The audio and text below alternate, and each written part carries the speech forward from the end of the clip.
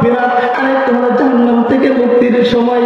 ও আমার বান্দারা, আমি আগে থেকে তোমাদেরকে জানিয়ে দিতেছি মাহে রমজানের প্রথম দশক রহমতের দশক। আমি এই জন্যই জানিয়ে দিতেছি, আল্লাহ অন্য কোন বিষয়ের সওয়াবের কথা আগে উল্লেখ করেন নাই, কিন্তু মাহে রমজানের বিষয়টা আগে উল্লেখ করে দিয়েছেন। কেন উল্লেখ করে দিয়েছেন? আল্লাহ আগে উল্লেখ করে দিয়েছেন এই জন্য, যাতে করে বান্দা আগে থেকেই জানতে পারে এই সময় আল্লাহ রহমত নাযিল হবে, এই সময় আল্লাহ মাগফিরাত দিবেন, এই সময় আল্লাহ জাহান্নাম থেকে মুক্তি দিবেন। বান্দা যাতে করে আল্লাহর রহমত থেকে মাহরুম না হয়, বান্দা যাতে করে আল্লাহর মাগফিরাত থেকে মাহরুম না হয়, বান্দা যাতে করে জান্নাত থেকে মুক্তি পাওয়াটা মাহরুম না হয়, এই জন্য আগে থেকে আল্লাহ বান্দাকে জানাইয়ে দিয়েছেন। আর যখন বান্দা আল্লাহর হুকুমগুলো পালন করবে, আল্লাহ বান্দাকে কি পরিমাণ দিবেন, আল্লাহ বান্দাকে কি পরিমাণ দিবেন, একটি ঘটনা বললে বুঝতে পারবেন। হযরত ইউসুফ আলাইহিস সালামের জমানায় ইউসুফ আলাইহিস সালাম রাষ্ট্রের মাল বিতরণ করতেছেন। এমন সময় একজন ব্যক্তি এসে হাজির। ইউসুফ আলাইহিস সালাম তাকে রাষ্ট্রের মাল দিয়ে দিলেন। এরপর ওই ব্যক্তি বলতেছে, আতিনি মিম্মা তাকাল্লাহ, ও আল্লাহর নবী ইউসুফ, আল্লাহ আপনাকে যা দিয়েছেন সেখান থেকে আমাকে কিছু দান করেন। ইউসুফ আলাইহিস সালাম তাকে কিছু দান করলেন।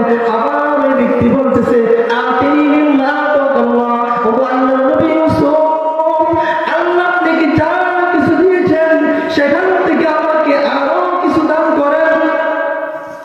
এইবার ইউসুফ আলাইহিস সালাম বলতেছেন, ও আল্লাহর বান্দা, দেশে দুর্ভিক্ষ চলতেছে, যদি তোমাকে বারবার দান করি আমি অন্যদেরকে কি দান করব?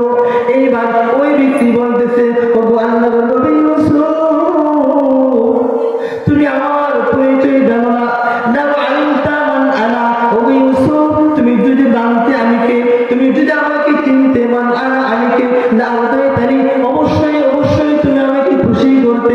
যদি তুমি আমার পরিচয় জানতে, আমার সম্পর্কে যদি তোমার পরিচয় হইতো, তুমি আমাকে দেওয়ার জন্য ব্যস্ত হয়ে যাইতা, আমাকে খুশি করার জন্য পাগল হয়ে যাইতা। ইউসুফ আলাইহিস সালাম এইবার আশ্চর্য হয়ে গেলেন, কি ব্যাপার, তার কি পরিচয়, সে কি পরিচয় নিয়ে আমার কাছে এসেছে। এইবার ইউসুফ আলাইহিস সালাম বলেন, ও আল্লাহর বান্দা, তোমার কি পরিচয়, তুমি কি পরিচয় নিয়ে এখানে এসেছো? এইবার ওই ব্যক্তি বলতেছে, আনাল্লাযী শাহিদতু লাকা বিল বাররা মাররাতান ওয়াহিদা, আনাল্লাযী শাহিদতু লাকা বিল বাররা মিন তুহমাতি যুলাইখা। এইবার ওই ব্যক্তি বলতেছে, ও আল্লাহর নবী ইউসুফ, আমি হলাম ওই ব্যক্তি যে তোমাকে যুলাইখার অপবাদ থেকে পবিত্রতার সাক্ষ্য দিয়েছিল। সুবহানাল্লাহ বলেন। এইবার ইউসুফ আলাইহিস সালাম আশ্চর্য হয়ে গেলেন এবং তাকে খুশি করার জন্য ব্যস্ত হয়ে গেলেন। ইউসুফ আলাইহিস সালামকে পবিত্রতার সাক্ষ্য দেওয়ার কারণে ইউসুফ আলাইহিস সালাম তাকে খুশি করার জন্য পাগল হয়ে গেলেন।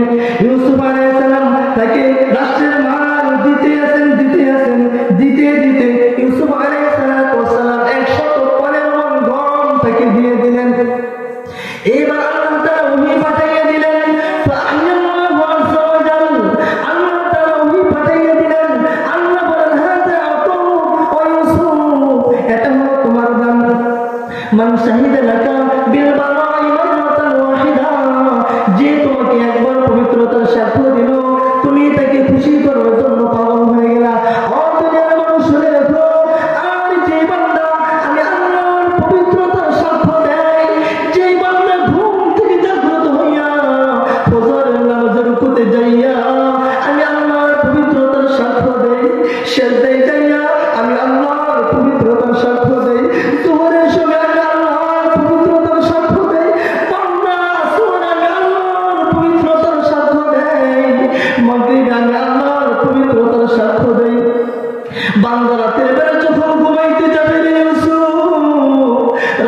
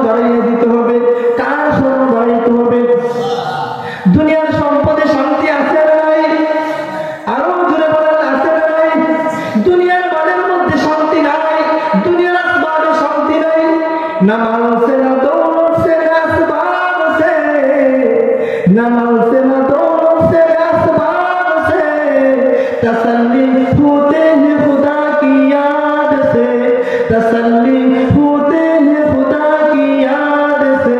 अल्लाह अल्लाह সবাই পড়েন আল্লাহ আল্লাহ আল্লাহ আল্লাহ। তার স্মরণে শান্তি আসে, আল্লাহর স্মরণে দিলের মধ্যে শান্তি আসে, অন্য কোনো স্মরণের মধ্যে শান্তি নাই। আল্লাহর জিকির যার যত বেশি, তার দিলের মধ্যে আল্লাহর শান্তিও তত বেশি। ইয়া